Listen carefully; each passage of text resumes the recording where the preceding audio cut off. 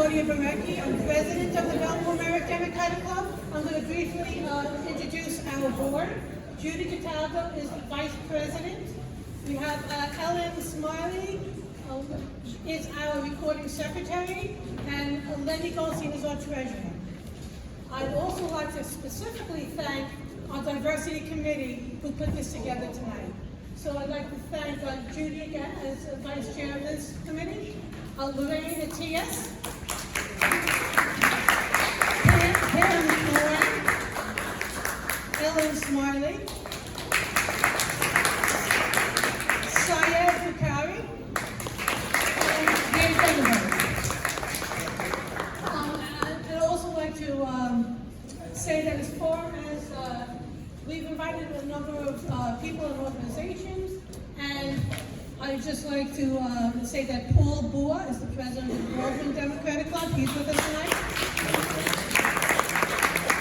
Berta Weinstein is the president of the South Merrick Community Civic Association. And Pearl Jacobs is from the Uniondale.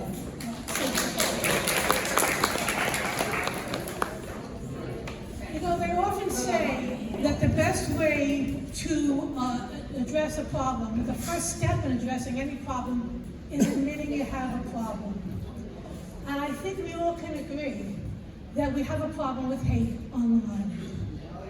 Just last week, there was a bomb scare at the Temple Beth Am right here in our own community in Merrick. I mean, we never used to have that with those issues. People should be able to go and worship to whichever God they choose without fear.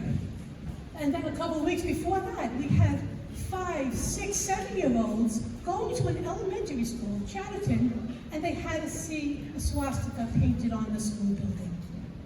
I don't know how we've gotten to this place, but we have to address it as it is a problem. The town of Hempstead, there's allegations that they discriminated when they were drawing their lines to take away the silence, the voice of the minority communities, just so they could stay in power. We had Proud Boys marching down our streets while every law enforcement agency will admit that white supremacist, domestic terrorism is the biggest threat that our country faces today. So we've heard many of our political leaders, the rhetoric they use spews hatred. They want us to fear people that are of a different color than them, or worship a different God than they do, or have a different sexual preference than they do. And that increase of rhetoric is, I believe, and many experts will agree, is the reason why we're seeing the increase in hate crimes. So it's time we address it here on Long Island. We've invited a panel of experts who will hopefully teach us how we can help them fight hate on Long Island. Okay, I'd like to...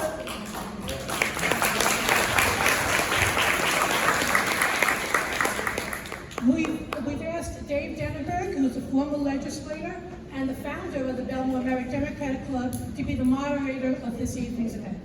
Thank you. Thank you. Okay, so let's have a round of applause for Claudia. What a great job. I'm going to be brief. This event is sponsored by the Belmore Merrick Democratic Club, but it's about an issue that's really important to all of us. It's about hate. And I thank the news reports that put up this week alone bomb scares at synagogues during the high holidays, or people using the N-word in, I think it was Riverhead, and someone speaking out about it. Because whether we think we found this acceptable when we grew up, and I don't think any of us did, if we don't combat it, if we don't know it exists, admit it exists, and combat it, we're allowing hate. I don't think anyone could say it better than Rodney King did it when he said, "Can't we all get along?" And maybe we can't, but the goal of meetings like this have to be so that we can all get along by respecting each other, working with each other, and basically just leaving people alone to practice their worship to God, to be who they are, whatever it is, wherever you grew up, whatever your sexual identity is. Leave people alone, right? It was Martin Luther King who said, judge my children by their character, not by the color of their skin. That's all we're saying here. But we are the Belmore Merrick Democratic Club, and we do have some candidates here who I want to announce and thank for being here, and I hope you all work for them. We have our county legislative candidate, Seth, get up, come on, big round of applause.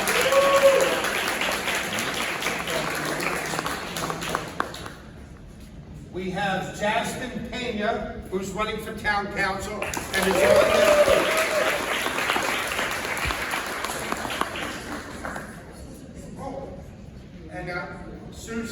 Susan Cools, running for town clerk. Thank you. Susan's getting to everything, so is Seth. Keep up the great work, guys. Claudia announced the other people who are here. So now we're going to go into the program. I'm acting as the moderator. I'm going to ask for our speakers, and we have speakers who represent different groups. And I think you're going to listen to their message, and we're going to come to some of the same conclusions. But our panel on anti-Semitism, we have Donna Bialor. From the Chinese American community, we have Christine Liu.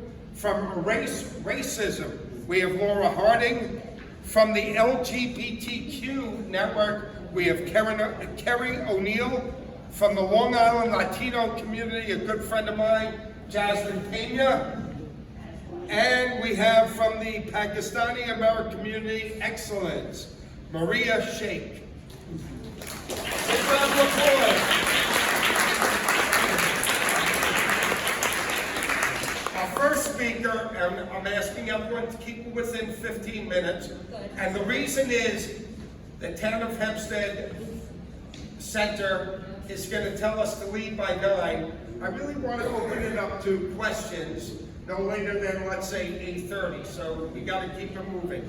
But Donna Bialor is a native New Yorker. She was born in Queens. She grew up in Maryland suburbs of Washington, D.C. She is a University of Pennsylvania graduate with a BA in political science. She's lived upstate, then she moved to the Five Towns. And for over 40 years, she's raised 2 children, Jamie and Douglas, and has been very active in the Five Towns Jewish community. Her pathway led her to mortgage banking, and now she's a senior vice president of mortgage operations. She was a senior. I'm doing my best here. Senior vice president of mortgage operations at the Bank of America and for the mortgage division of Lehman Brothers. So this is Donna Bialor. Hey everybody, thank you for inviting me here tonight. I have the audacious and somewhat impossible task this evening of representing the Jewish community. I think of myself as more of a secular humanist Jew than as a religious one, but my husband and I have always belonged to a synagogue and attend services regularly at home in Bethpage. I am the Executive Vice President of the National Council of Jewish Women Peninsula Section, which is based in the Five Towns. NCJW is the oldest feminist civil rights Jewish organization in the U.S., and we work for equity and justice for women, children, and families in the United States and in Israel. Through NCJW, I focus my advocacy efforts on voting rights, abortion justice, and combating anti-Semitism. The information and ideas I will share with you tonight are based on my own thoughts and research. Let's take a moment to define anti-Semitism. As you can imagine, everybody has an opinion. When Jews, my definition is when Jews, whether defined by religion, ethnicity, or race, are targets of violence, are marginalized, oppressed, exploited, victimized, or discriminated against based on a belief in stereotypes and myths and disinformation, that's anti-Semitism. For centuries, the Jewish people have faced hate and violence in many countries. This is the backstory that looms large in the present day, so I want to take us back to our beginnings in the New World for just a minute. The first Jewish settlers arrived here in what is now New York in the 1650s. They were refugees from Brazil. The Dutch colonists who preceded the Jews here came to make money through trading, and they brought with them the historical European prejudice towards the Jews. So it's not surprising that in 1685, when the Jewish settlers petitioned for the right to worship in public, their petition was denied because they did not worship the way the Dutch did. Still, by the time of the first US Census in 1790, there were 3,000 Jews here, a little less than 1%. The 2020 census counts Jews as 1.7% of the US population, but here in Nassau County, 17% of the residents are Jewish, and in Suffolk County, it's 7%. In the US, we have reached the point where Jews are well established in our multicultural society, but it's been a struggle. When constitutional guarantees of religious liberty and equal treatment under the law were violated, Jews organized themselves and worked together with other affected groups to combat the situation. Illegal systemic restrictions against Jews and other groups have largely been eliminated, at least on paper. The 1960s saw restrictive covenants and deeds, which was a practice here on Long Island, outlawed by the Fair Housing Act, and discrimination in public accommodations was banned by the Civil Rights Act. But the underlying anti-Semitism and prejudice still exist, and those who harbor this hate are becoming more emboldened. The Anti-Defamation League, the ADL, was founded in 1913, also a time when Jews were experiencing deep-seated bigotry and violence. From the beginning, they have been defined by their mission as securing justice not just for Jews, but for all people. And there are many other Jewish organizations who work to combat hate. The AJC, the American Jewish Committee, and CJW, and most recently, the aptly named Stop Jewish Hate, founded by Robert Kraft, the owner of the Patriots. That's what this blue square represents. You can get one online. Stop Jewish Hate. The ADL started tracking anti-Semitic acts in 1979. Last year, there was the highest ever with 3,700 incidents across the US, a 36% increase from 2021. And New York State was home to 580 of these attacks. Also the highest number ever and the highest number in the country. And 42 of them happened here in Nassau County. So far this year, there have been at least 35, and every day there's something else. And those of you who just are sitting here have heard a number of them. I'm not going to go over any more of them. We all know they happen weekly, hourly, daily, and they don't stop. But I don't want to say my favorite, but the one that sort of disturbs me more than others was the woman in Rockville Center who spoke out at a local board meeting expressing fear that her town was being taken over by Jews like the 5 towns. These were local events, but acts of hate and bigotry anywhere can and do incite local events in other places when they are reported and misreported by the media, and then dissected, praised, and imitated by hate groups across the country. This is one of the most frightening things of modern and aspects of modern society. What happens in Vegas doesn't stay in Vegas. It lingers, it festers, it's amplified, and takes root elsewhere.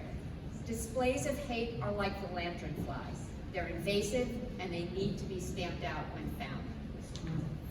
When Donald Trump appeared on the political scene, one of my fears was that his brand of politicking and rhetoric gave license to the most bigoted and divisive voices in our society to share their views and turn them into action. He gave them cover to spew their hate against all groups who are represented here tonight and those who are not. He normalized and implicitly sanctioned the hate we see spreading so rapidly today.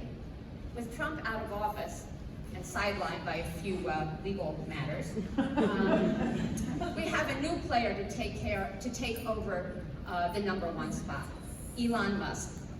His actions and statements since he took over Twitter have clearly shown that he is not interested in truth, civility, or fairness. With regard to the Jewish community, Musk has allowed anti-Semitic discourse to flourish on Twitter and has started a personal vendetta against the ADL. Just last week, he blamed the ADL for Twitter's 60% decline in ad revenue and threatened to sue them for defamation. In some ways, this echoes the ancient trope that Jews control the media, banking, and commerce behind the scenes. Contrary to what Trump and Musk would have us believe, the heart of the matter is that the haters have taken command of the stage, the props, and the script, and we need to wrest them back. The groups represented here tonight know how it feels to be hated, targeted, and victimized. Ambassador Deborah Lipstadt, who is a special envoy with the State Department, states that there is an interconnectedness of hate that begins with one group but never ends there. It moves from group to group.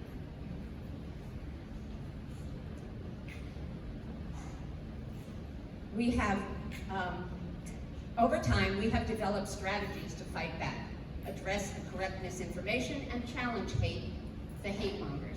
We have worked with and often for each other. But times seem different and we need new strategies. What should we do? First of all, let's be clear. We means all of us, because in spite of the differences of our situations, we are more effective together than we are apart. As Hillel, one of Judaism's great sages, wrote, "If I am not for myself, who will be? And if I am only for myself, what am I?" Of course, to get the we approach to work, we must make the effort to understand each other better than we do now. And isn't that a goal unto itself? Through understanding, we grow closer, more committed to the common goal, and become a stronger opponent to those who would show prejudice to any of us. How do we start? Well, I propose we focus on the related concepts of allyship and diversity, equity, and inclusion.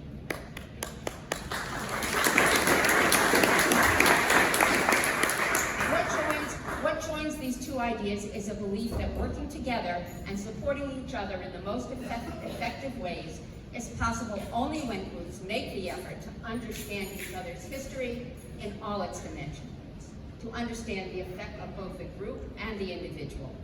By incorporating these approaches into our diverse relationships, we build strong, effective partnerships and allyships, which multiply the effect of the actions we take in the fight against hate.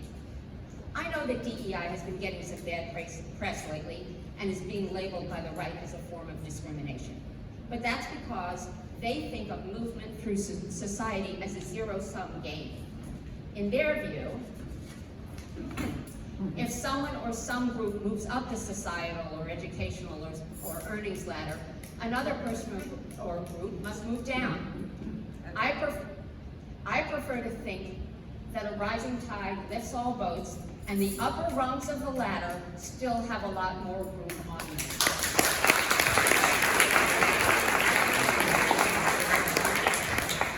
Allyship is the concept that groups fighting for the same goals should reach out and connect and form alliances and advocate for each other. Start small, meet one-on-one, have coffee, get to know each other better, get comfortable with each other. The point is, develop personal relationships as the beginning, and then move on to joint plans, projects, and events. Support each other's struggles, show up for each other. It doesn't mean, I know better, let me show you how to do it, or I can do it for you. It means, what do you think? Let's figure this out together. We are all up against some big adversaries and obstacles in our fight against hate. Social media, right-wing hate groups, conservatism, a post-truth society, bigotry, fear of the other. We need to be big in response.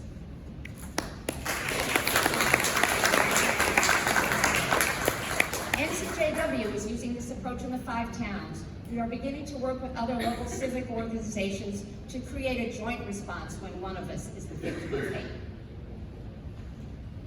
The ADL, in its work to eliminate hate and prejudice, is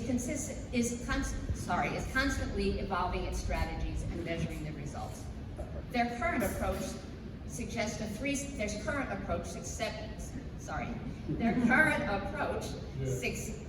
suggests 3 steps to respond and contain hate. First, share your voice. If you hear someone use a hateful trope or joke, don't let it pass unnoticed. Be smart, be brave, speak up in an appropriate way. Share the facts. Politely call out bigotry and hate. Use data and facts to debunk information. And share your strength. We all know that all hate acts are underreported. We need to get the true numbers out there in order to make the world aware of how bad this situation is. So make sure you report to the ADL, to the police, to your own group. Get the numbers out there so that people realize how much it's invading and infecting our society. A central tenet of Judaism is tikkun olam, which means repairing the world. It calls on us to pursue social justice through meaningful action. Sort of a Jewish do the right thing. And Jews around the world take this mandate to heart. This forum tonight is tikkun olam.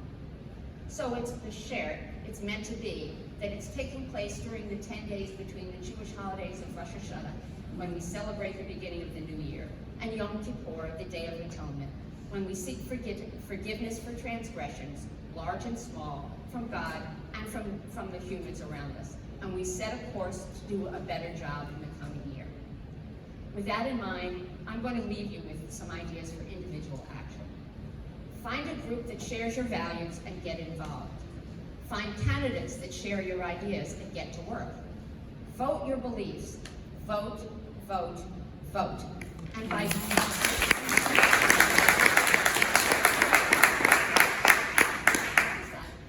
that, I mean not 3 times in one election, but in federal, state, and local elections. Arm yourself with information and understanding. When you know more, you can be more. And show up against hate in all its forms, not just for your community, but all communities. I also want to say on a personal level that advocating for what you believe in is right up there with pickleball. It's good. It's good for you. It gives you purpose, introduces you to fabulous people, exercises your brain, and keeps your skills sharp. And you're doing a mitzvah, a good deed. So thank you very much.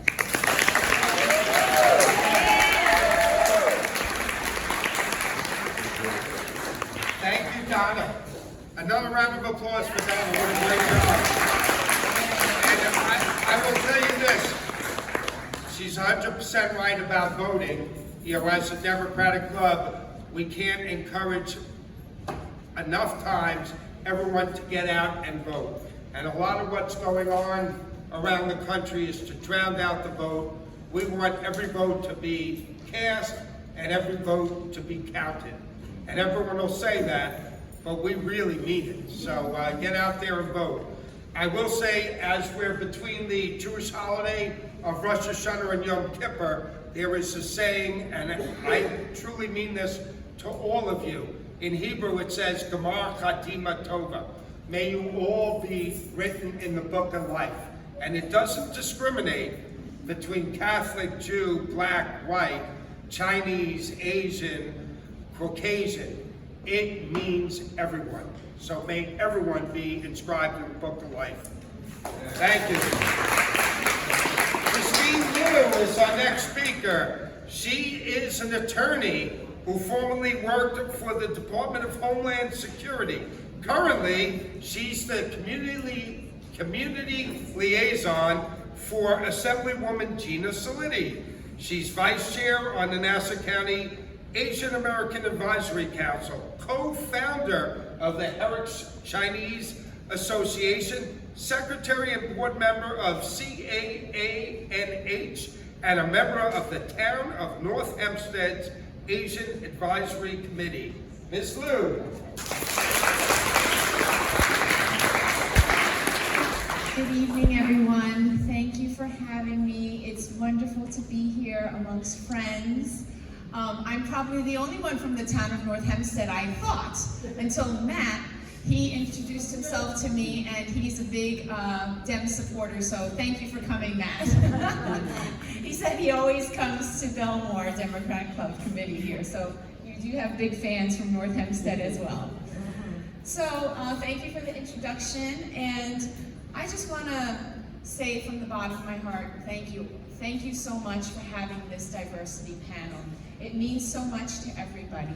It shows solidarity, it shows respect, it shows faith in our community and our people, in humanity. So thank you so much. So I'm going to start out by saying that leadership matters. Words matter.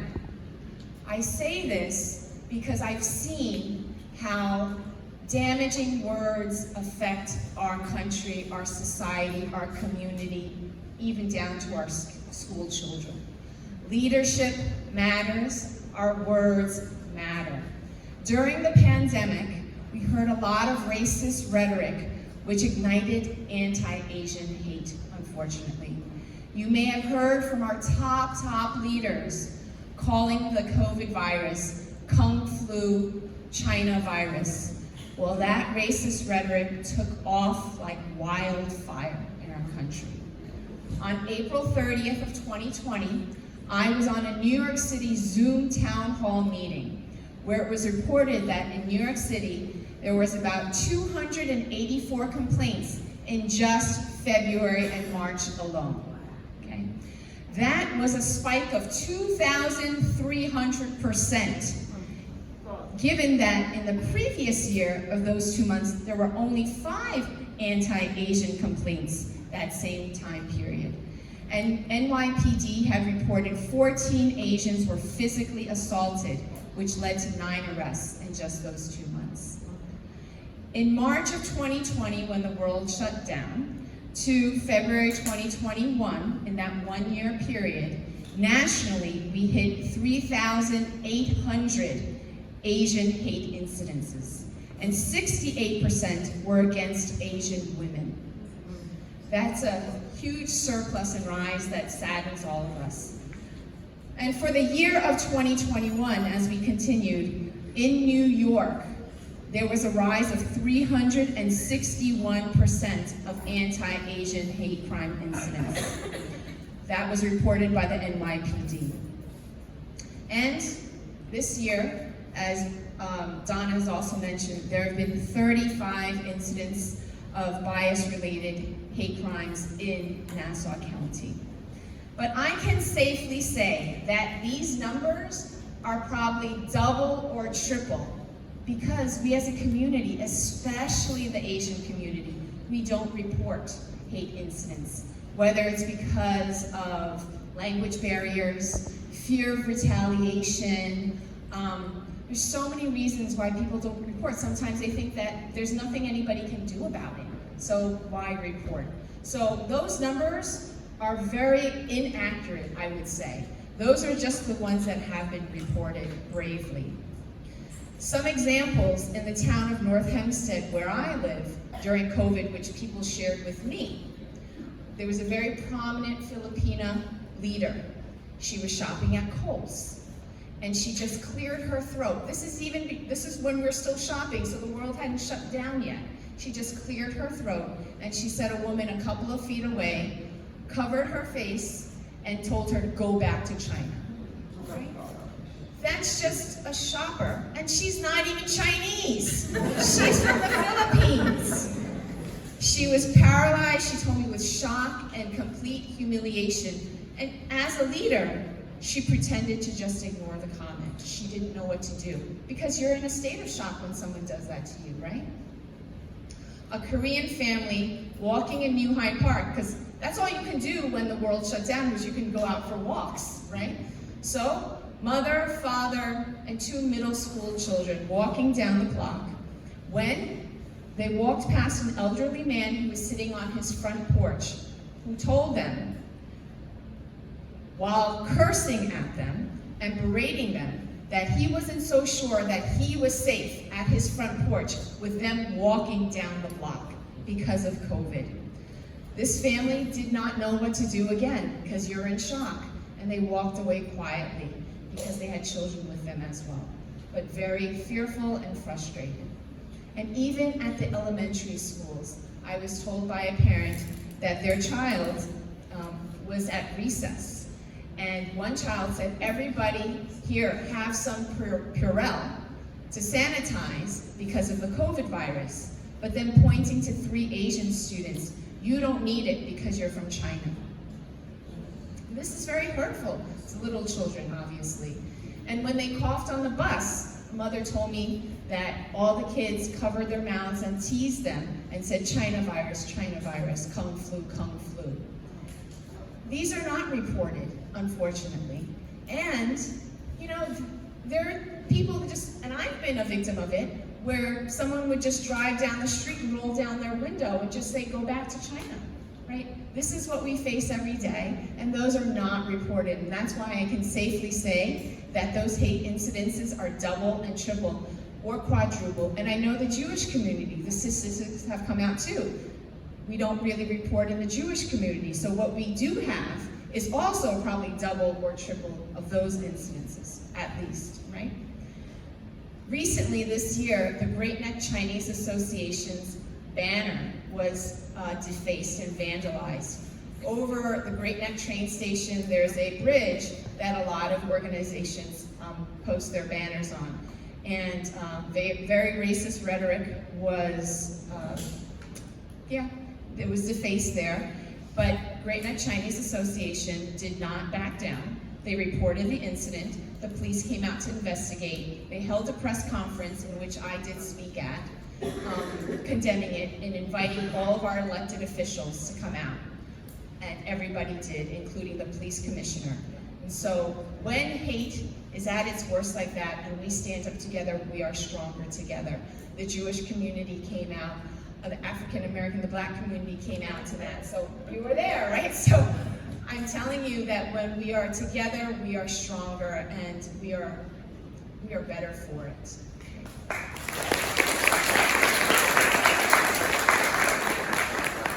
So some key takeaways that I have here.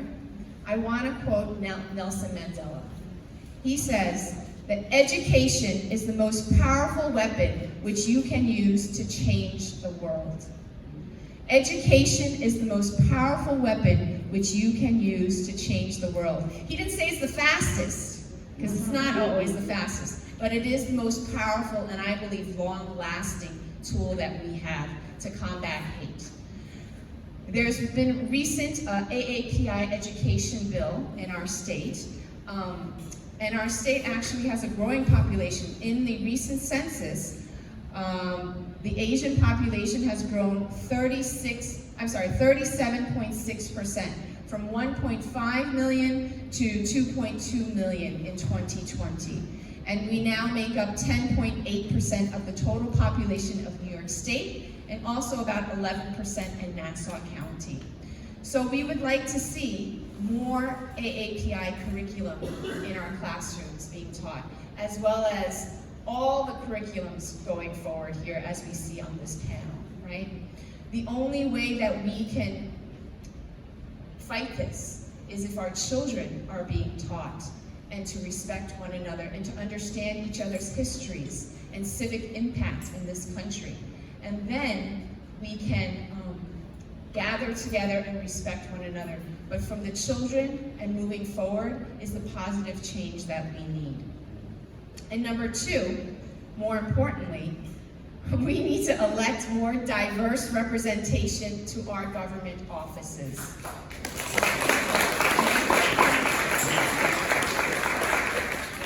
I'm proud to be running for town council in North Hempstead.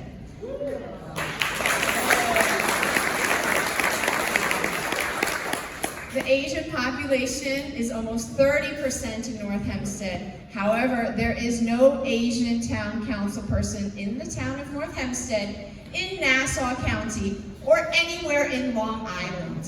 Wow. Yes, thank you. So as was mentioned, I am a former U.S. Attorney for Homeland Security. I now work as the Community Liaison for Assemblywoman Gina Solitti, and I'm a community leader and advocate since I moved to Nassau County 12 years ago. This is an exciting run and opportunity for all of us to make a difference and to make history together. So if anybody would like to volunteer, come on board, I welcome that. I welcome everybody who wants to make a difference in local government. If you'd like to donate, I welcome that wholeheartedly as well. This election is a game changer for us and for everybody on Long Island. My election is instrumental in showing everyone that hate has no home here.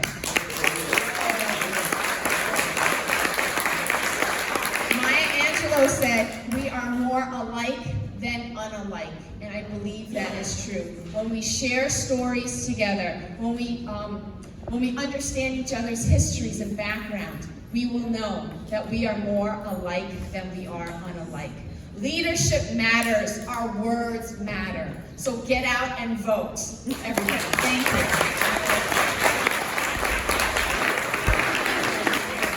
All right, let's hear it again for Christine.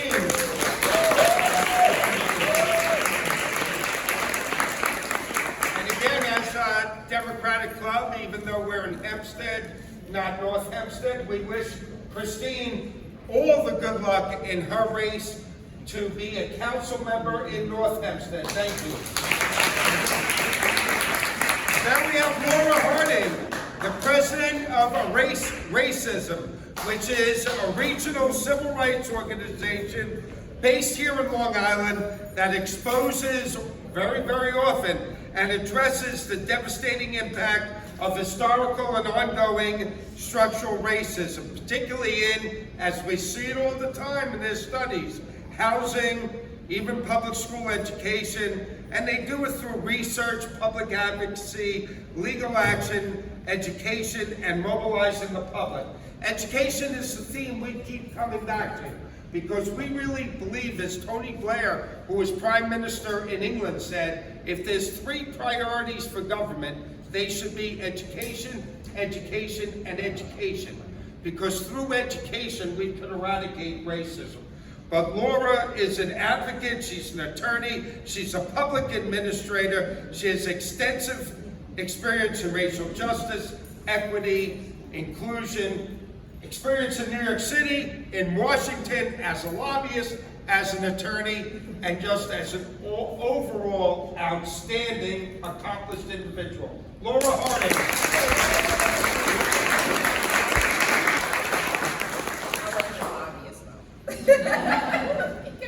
I kept reading, Laura. I would have used all your time. So first of all, thank you all for having me tonight. I really want to thank Claudia and Lorraine. And the reason I'm here is because I stepped outside of myself at an event. And Lorraine and Claudia and some of the members from the club were sitting next to me, and I probably would never have thought that we would have anything in common. And we happened to be cheering about the same topic, housing, and connected over that. And for me, it was indicative of what tonight is about. That you find these connections in places that you don't expect with people who look like you shouldn't have connections with. And so I just want to thank Claudia and Lorraine because they have been really great at pushing this. So my name is Laura Harding. I'm not from Long Island. I did go to Adelphi for undergrad, and many moons ago, I'm not going to talk about that. And I also facilitated DEI workshops in their DEI certificate program with numerous school districts across Long Island. But tonight, what I'm going to talk about is not the interpersonal incidents of hate. I'm going to talk about structural racism and segregation and the way hate has become normalized and codified in our policies in a way that all of us inadvertently end up supporting it, even when we don't want to. take a breath. So, for many of us, the word hate conjures up images of interpersonal incidents of hate, from images of George Floyd, Ahmaud Arbery, recent school incidents involving the use of racial slurs, and violence against everyday Long Islanders and New Yorkers based on their race, ethnicity, religion, gender, and sexual identity, just to name a few. Yet few of us think about the hate that has been normalized and codified in our policies that keep us segregated, that exacerbate difference, keep us committed to stereotypes, and creates disproportionality and disparities across racial and ethnic groups and other marginalized groups. We recently celebrated the 60th anniversary of the March on Washington for Jobs and Freedom. I actually spoke at the JCC for that.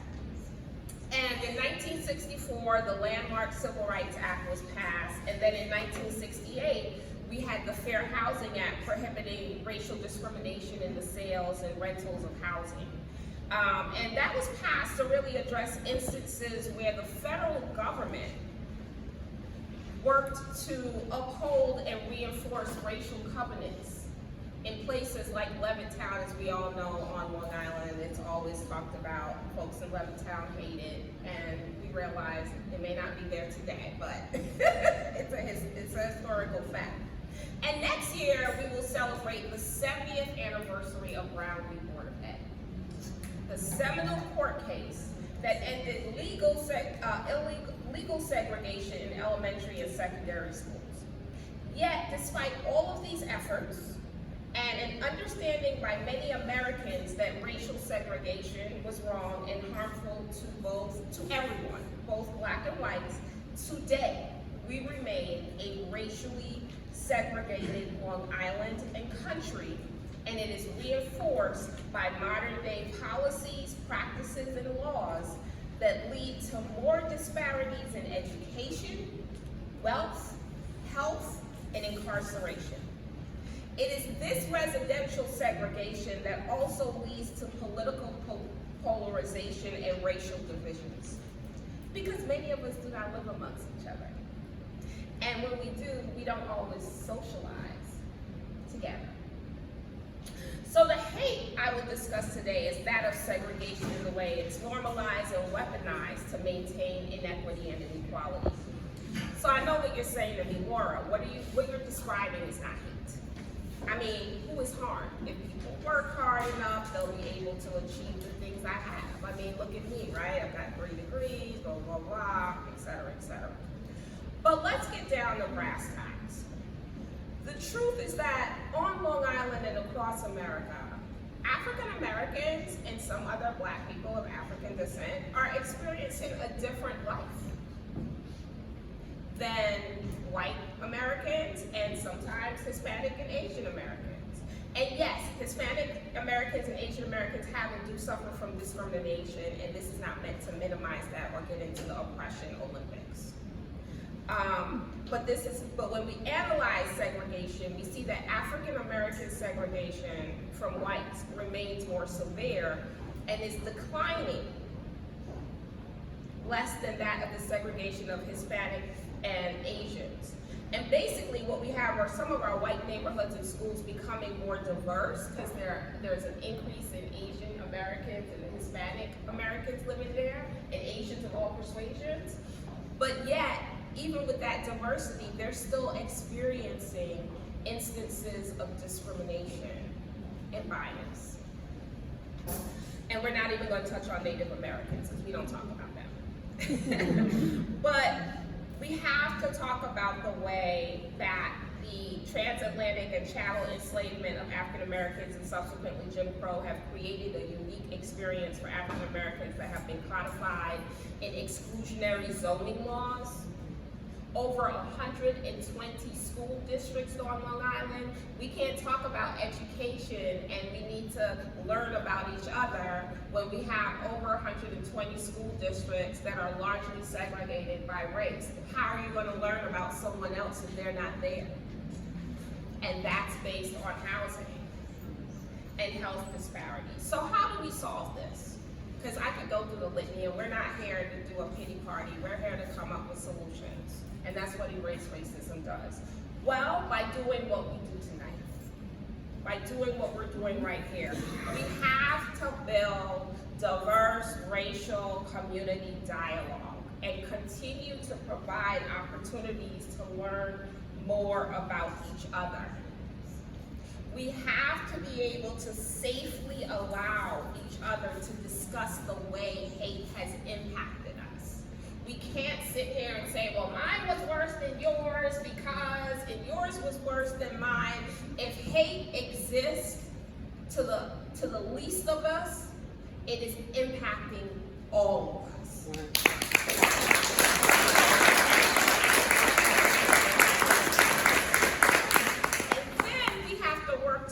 Together to create solutions that speak to the needs of each community. That is equity. So the support that someone of the Jewish faith may need in dealing with anti-Semitism may look radically different from the way someone of the Asian community or someone in the LGBTQ plus community or the Hispanic community or the African or Black community, because we're not all African American. I'm from Barbados. I was born there. Needs, right? So it's not, and also that white people need, because we like to pretend that white people aren't harmed by racism either, and you are. But that's another topic for another night. So we have to end segregation and create these opportunities to learn about each other, to identify with each other's experience, to empathize with each other's hopes and dreams. As we work to end hate together, we must live together.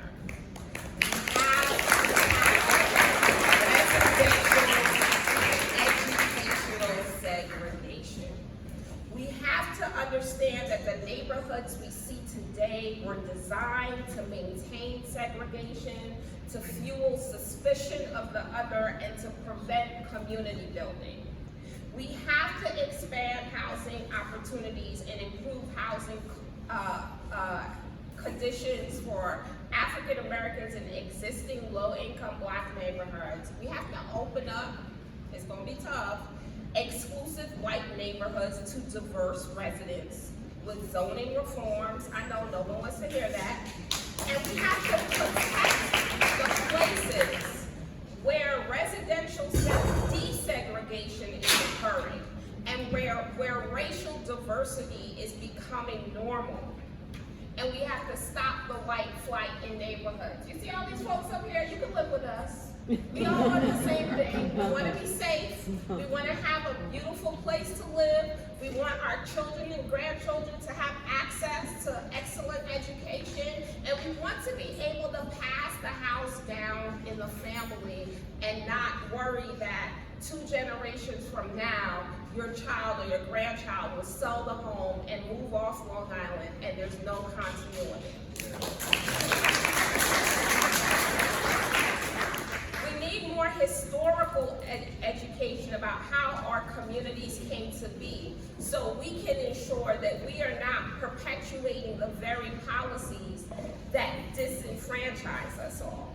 Because whites, Hispanics, Asians, LGBTQ+, Jewish, people of the Jewish faith are all harmed when African Americans experience discrimination and structural racism. We have to hold bankers, developers, builders, realtors, and our elected officials accountable for maintaining the segregation of communities that allows hate to flourish. And finally, we need to build and implement a vision for what a non-segregated, racially just, and equitable America will be. So that every day, personally and professionally, we are working to achieve that goal of creating a place where all of us can show up fully expressed and safe, welcomed, included, and know they belong with the opportunity and ability to create the life and family